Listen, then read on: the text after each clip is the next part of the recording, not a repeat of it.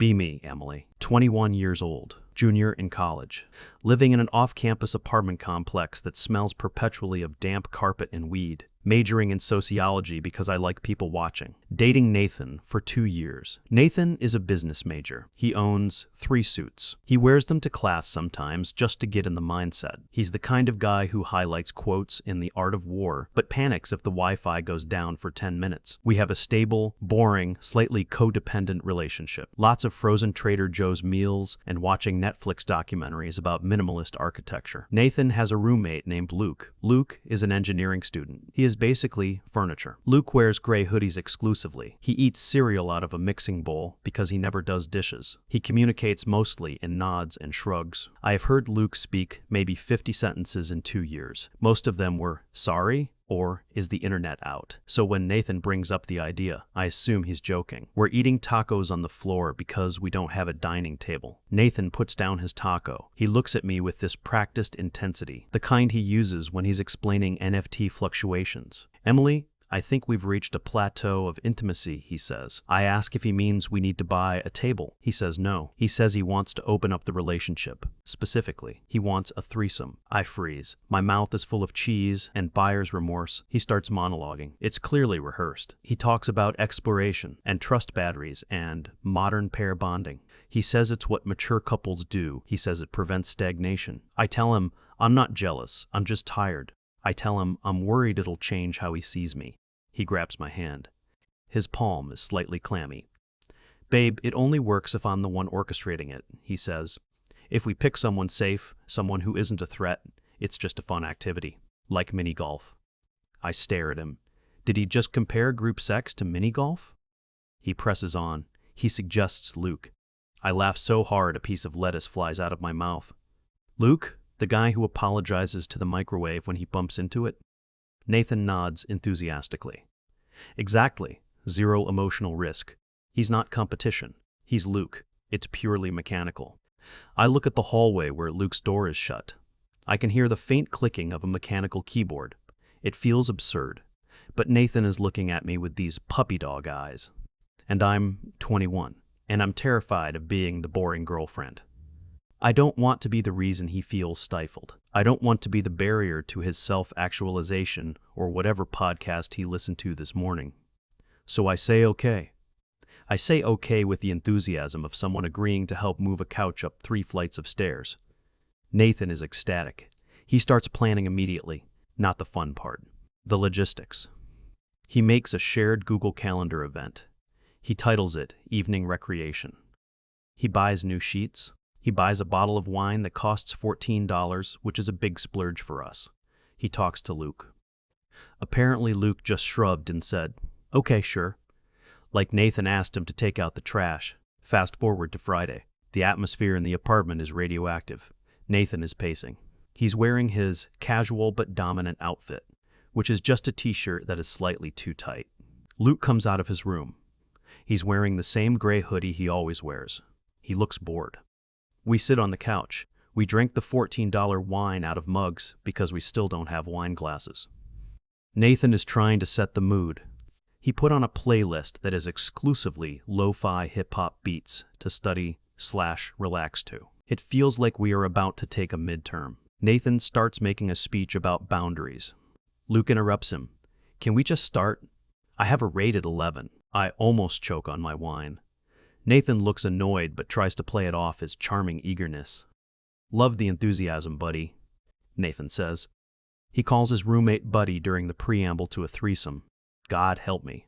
We move to the bedroom. It's awkward. It's so awkward. I am dissociating. I am thinking about the laundry pile in the corner. I am thinking about my unfinished sociology paper on suburban sprawl. Nathan is trying to direct. "Okay, Luke, you sit there, Emily. You come here." He's treating it like a photo shoot. He's checking angles. He's making sure he's the center of attention. And then, the shift happens. It's subtle at first. Luke stops looking at the floor. He takes off the hoodie. He actually looks at me. Not past me. At me. And suddenly, Luke isn't the guy who eats dry cereal. Luke is focused. Luke is present. Luke knows exactly what he is doing. Nathan tries to give a command. Luke ignores it. Not rudely, just effortlessly. He moves with a kind of silent confidence that Nathan has been trying to fake for 2 years. I am shocked. I am a little terrified. But I am also engaged. It's not that Luke is doing anything wild. It's just that he's not performing. Nathan is performing. Nathan is acting out a scene he wrote in his head.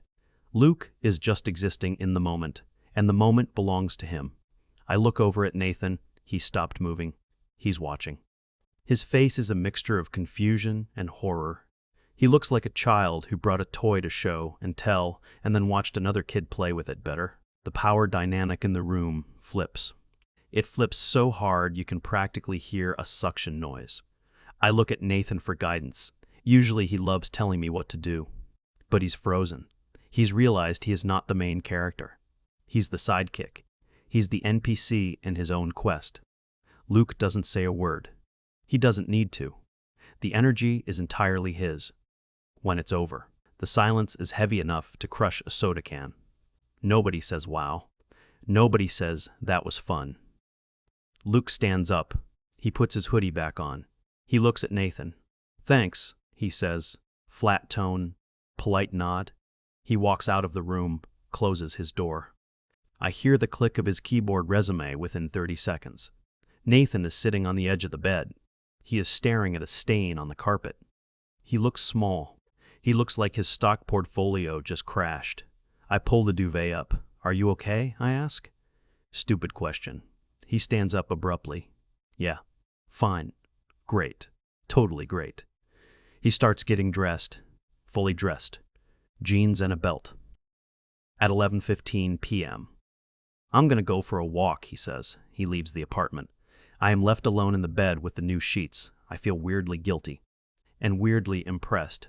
And mostly just exhausted. The next morning is a Saturday. I wake up to the sound of aggressive cleaning. Nathan is vacuuming. He never vacuums. He is vacuuming around Luke's door with aggressive strokes. Bam, bam, bam.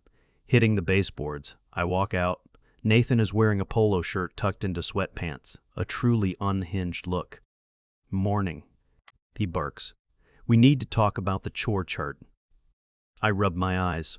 We don't have a chore chart, Nathan. Exactly, he yells. That is the problem. There is no structure. We are living in chaos. The door to Luke's room opens. Luke walks out, wearing boxers and a t-shirt. He looks completely rested. He looks normal. He walks past Nathan. Nathan flinches, physically flinches. Luke opens the fridge, takes out the milk carton, drinks directly from it. Usually Nathan would lecture him about germs. Today Nathan just stares at the floor. Morning, guys, Luke says. Cheery. He grabs a banana and walks back to his room. Nathan looks like he's about to cry. Did you see that? Nathan hisses at me. See what? The disrespect. The milk. He's mocking me. He's just drinking milk, Nathan. It's a power move, Emily. You don't understand the subtext. I make coffee. I realize this is going to be a long weekend. Enter Rachel, Nathan's older sister. Rachel is 28 going on 55. She works in HR for a tech startup that makes apps for dog anxiety. She has a master's degree in conflict resolution that she mentions every 15 minutes. Nathan called her. Of course he called her. She shows up at noon. She brings a bag of kale chips and a clipboard. Literally, a clipboard. Nathan tells me the household ecosystem is disrupted, she announces. She takes off her shoes and lines them up perfectly parallel to the wall. She sits us down on the couch. She ignores the fact that we don't have a third chair. She stands, looming over us. I'm not here to judge, she says. I'm here to facilitate a brave space for dialogue. Nathan nods solemnly. Thank you, Rachel.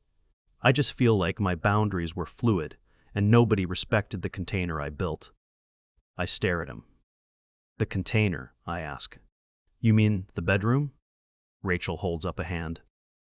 Emily, let's use I feel statements. Avoiding accusatory language helps us center our truth. She turns to Nathan. Nathan, tell us where the trauma is living in your body right now. Nathan points to his chest. I feel minimized. I feel like I offered a gift of vulnerability and it was weaponized against me. I can't believe this is happening. I look at Luke's door. It's shut, smart man. Rachel writes something on her clipboard. Okay. And Emily, do you acknowledge that you participated in a dynamic that decentered Nathan's emotional safety? I participated in the threesome he begged for, I snap. Rachel makes a tski sound. Defensiveness is a trauma response, Emily. I'm going to hold space for your anger, even though it's misdirected. She pulls out a color-coded chart. I've drafted a restorative justice plan for the apartment. Restorative justice, I ask. For a bad threesome? It wasn't bad, Nathan yells. It was technically proficient. It was just. Spiritually hollow. Rachel nods. Spiritual hollowness is a valid form of grief, Nathan. Let's sit with that. We sit with it. For an hour. Rachel makes us do breathing exercises. She tries to get Luke to come out. She knocks on his door. Luke, we're doing a feelings check-in. Your voice matters. Luke yells through the door. I'm in a ranked match. Go away. Rachel smiles tightly. Avoidance. Classic, dismissive. Avoidant attachment style. We'll put a pin in him. She leaves us with a list of affirmations we have to say to each other. Nathan posts his on the fridge. I am the architect of my own joy, it says. He looks miserable. Monday comes. The apartment dynamic has shifted from awkward to hostile. Nathan is doing everything he can to assert dominance without actually talking about the sex. He starts labeling his food. He puts tape on the floor to mark his side of the pantry. He changes the Wi-Fi password. He doesn't tell Luke. Luke comes out. Wi-Fi changed? He asks. Nathan doesn't look up from his textbook. I updated the security protocols. Rent is due on the 1st. Luke, internet is a privilege for those who contribute to the household morale. Luke blinks. I paid you on Venmo yesterday. It's not about the money. Luke, it's about the emotional currency. Luke sighs. What's the password, Nathan? Capital T trust. No one. Exclamation point. Luke types it in. Thanks. Walks away. Nathan slams his book shut. Did you see that smirk? He's gaslighting me. He didn't smirk, Nathan. He smirked with his energy, Emily. Wednesday night. It gets worse. We have a mutual friend's birthday party. At a bar. Nathan insists we go as a united front. He makes me wear a matching color to his shirt. We look like we work at a Target. Luke is there too. Luke is actually talking to people. Usually Luke stands in the corner. But tonight Luke is laughing. He's telling a story. A girl is touching his arm. Nathan is watching from the bar, gripping his beer so hard his knuckles are white. Look at him, Nathan mutters. He's peacocking. He's just talking, babe. He's using my moves. I told him that joke about the penguin. That's my joke. Nathan decides to intervene. He marches over, inserts himself into the circle. Hey guys, funny story. Speaking of penguins, he tries to tell the joke. He fumbles the punchline. Nobody laughs. Luke looks at him, kindly. It's okay, man. You'll get it next time. Patronizing, maybe, but Nathan explodes. Don't patronize me, Luke. I know what you did. The music stops. Everyone looks at us. Dude, what? Luke asks. You know, you violated the bro code. You crossed the streams. Nathan is shouting about Ghostbusters references now. I step in. Nathan, stop. No. I'm tired of pretending. I was the leader. It was my idea. People are whispering. I grab Nathan's arm. We are leaving, now. We walk out. Nathan is hyperventilating in the parking lot. I showed them. He pants. I established dominance. You yelled about penguins and ran away, I say. It's called disruptive innovation, Emily. Thursday. The bureaucracy begins. Nathan decides Luke has to move out. He prints out a generic eviction notice he found online. It has a watermark that says sample across the middle. He tapes it to Luke's door. Luke texts us a screenshot of the lease. Clause 4B, joint tenancy. Cannot evict without landlord cause. Nathan loses it. I am the cause. I am the landlord of my soul. He drags me to the leasing office. We sit in a waiting room that smells like stale popcorn. The leasing agent is a woman named Donna. Donna hates her life. Donna hates us. How can I help you? She sighs. We have a roommate dispute, Nathan says. It's an emergency. Psychological warfare. Donna types slowly on her keyboard. Did he break something? He broke my trust, Nathan says. Donna stares at him. Sir, unless he broke a window or is cooking meth, I don't care. You don't understand. The vibes are uninhabitable. Vibes are not grounds for lease termination. Nathan slams his hand on the desk. I demand to speak to a manager. I am the manager. Then I demand to speak to corporate. Corporate is in Ohio. I will drive to Ohio. I pull Nathan away. We are not driving to Ohio. We leave. Nathan kicks a trash can on the way out. It's heavy. He hurts his foot. He limps to the car. Friday. Rachel calls a summit. She brings a whiteboard this time. She sets it up in the living room. She draws a pyramid. This is Maslow's hierarchy of needs, she explains. Nathan is stuck at safety needs. Luke is at self-actualization. Emily, you are hovering in belongingness. I am hovering in hell, I say. Sarcasm is a shield, Rachel says. Luke, please join us. Luke comes out. He has a backpack. I'm going to my girlfriend's house for the weekend, he says. Silence. Absolute silence. Nathan's eye twitches. Girlfriend? Nathan squeaks. Yeah, Paige, from the party. The one. The one I told the joke to? Yeah. She thought you were intense.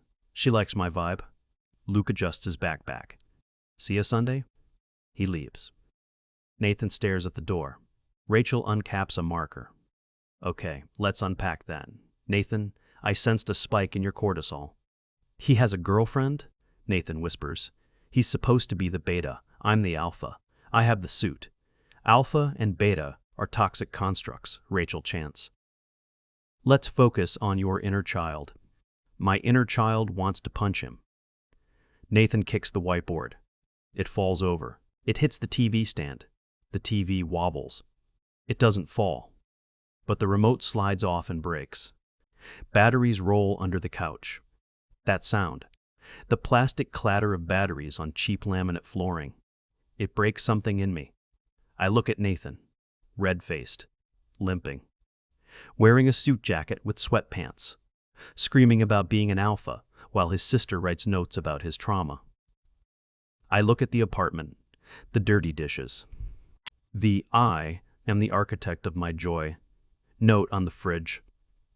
The piles of laundry. And I realize, I can't do this. I can't raise a 22-year-old man. I can't mediate between a narcissist and a wall. I can't listen to Rachel say, hold space one more time without committing a felony. I'm done, I say. Quietly, Nathan stops screaming. What? I'm done. We're done. Nathan laughs. Nervous laugh. Babe, don't be dramatic. We're just in a growth phase. Rachel said conflict is fertilizer. I don't want fertilizer, Nathan. I want a boyfriend who doesn't need a unresolution to handle a roommate. But the plan, the future, we were going to build an empire. You can't even build a sandwich without asking for validation, I say. Harsh, but necessary. Rachel steps in. Emily, I feel like you're projecting your own abandonment issues onto Nathan's visionary leadership style. Shut up, Rachel, I say. And take your shoes off the wall. I walk to the bedroom. I grab my bag. I start packing. Not everything, just the essentials. Toothbrush, charger, hoodie, laptop. Nathan stands in the doorway. You can't leave. We have a lease. I'll pay my share. I'll sleep on my friend Katie's couch. I don't care. But what about us? There is no us, Nathan. There's just you and the audience you think is watching. He starts crying. Not sad crying. Angry crying. You're making a mistake. I'm going to be huge. I'm going to run this city. Start by running the dishwasher, I say. I zip my bag. I walk past him. Past Rachel, who is frantically writing on her clipboard. I'm noting this as a breakdown in synergy, she yells. I walk out the front door, down the 3 flights of stairs, past the broken buzzer. Into the cool night air. My car is parked on the street. I have a parking ticket. $45. I take it off the windshield. Stare at it. It's annoying. It's a bureaucratic hassle. But it's real. It's a solvable problem. Unlike Nathan, I get in the car, toss the bag in the passenger seat. Phone buzzes. Text from Nathan. Rachel thinks we should try couples counseling. She offers a family discount. Text from Luke. Hey, if you moved out, can I have your shelf in the pantry? I laugh. Start the engine. Pull away from the curb. Turn up the radio. Drive toward Katie's. Single, broke, homeless. But finally, the only voice in my head is my own.